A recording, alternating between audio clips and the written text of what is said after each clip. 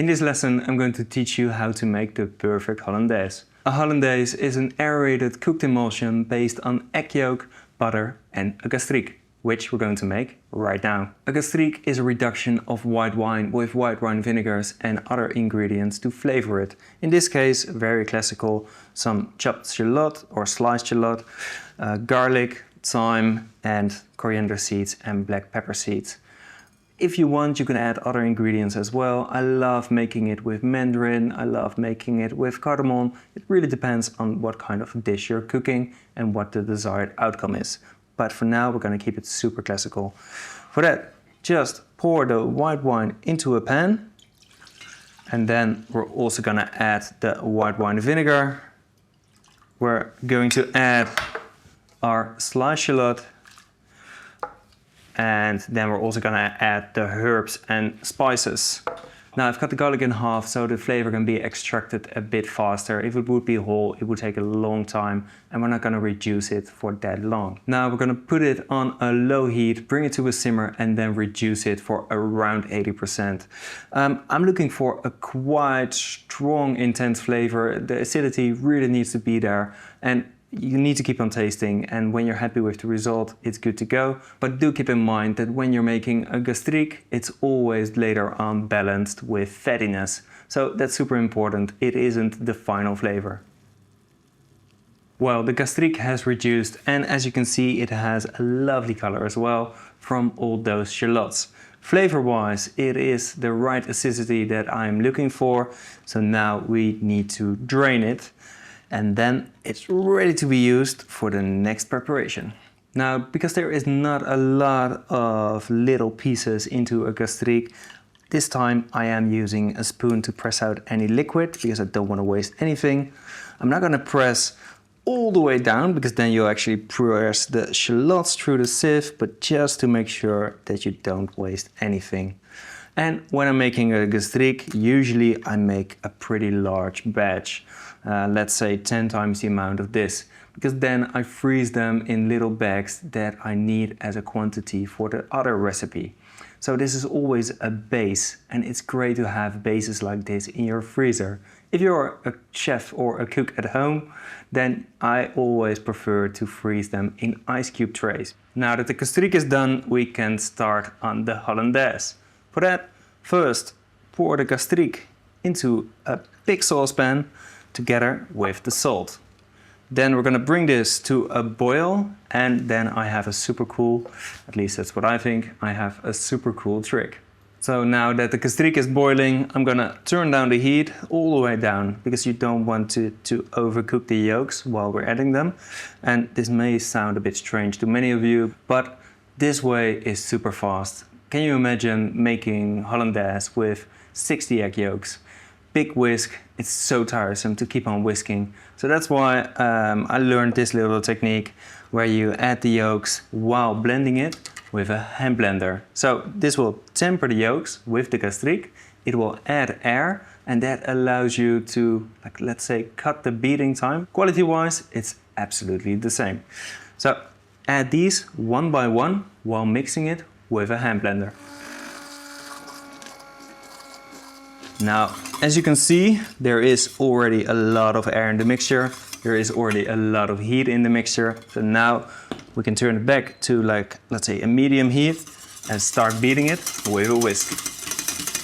I'm happy with the texture because I'm always looking for the texture when making a Hollandaise. So I'm just gonna make sure that all the heat is out of the pan now because I don't want it to overcook. So we took it off the heat, really ensure that all the corners are also constantly whisked because you don't want the egg to overcook over there.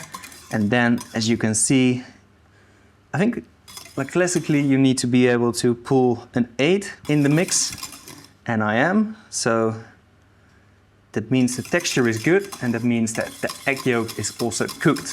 So I'm just gonna turn off the heat, and now what I'm gonna do is I'm gonna add the butter. And what I always do, and I know, again, most people don't do this, but I love it. I'm gonna add some cold butter.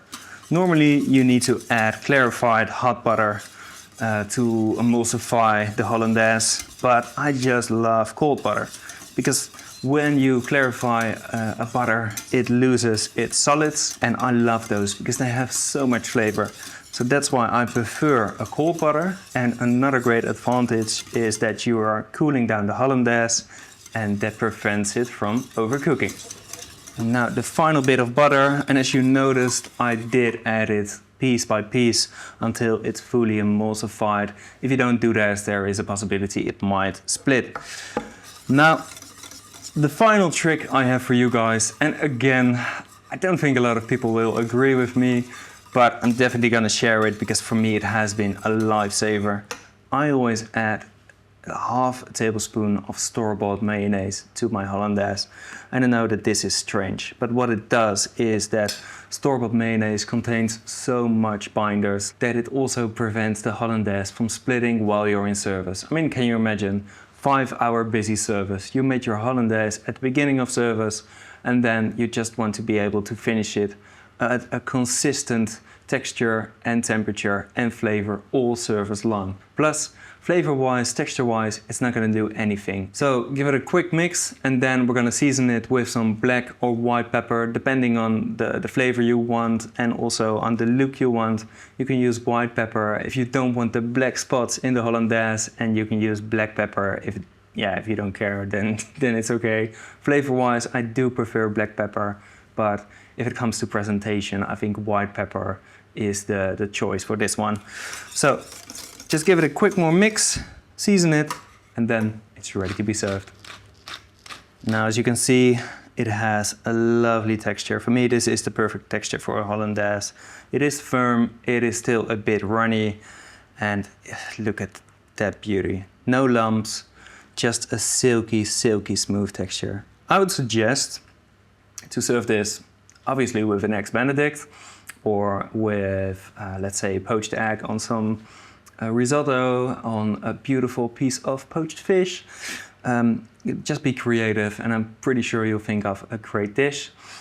When it comes to reheating, I would say cover it with some plastic wrap and put it under the hot light when you work in the kitchen. And if you want to reheat this at home, then I would suggest to put it into a siphon. You just put it into a siphon, one charge, and then you can reheat it in a hot water bath, or just a pan on the stove on a low heat. Just make sure it doesn't go beyond 60 degrees Celsius. Otherwise, there's a possibility that the yolks will start to curl, and you don't want that. Super easy, also for when you're working in a restaurant, but if you work from home, then yeah, that's great as well. Now, let me just show you the beautiful texture on this, because it is really silky, silky smooth. I mean, look at that. For me, this is the perfect Hollandaise. Watch the entire series on Gronda and start mastering the fundamentals of cooking. Just click the link in the description.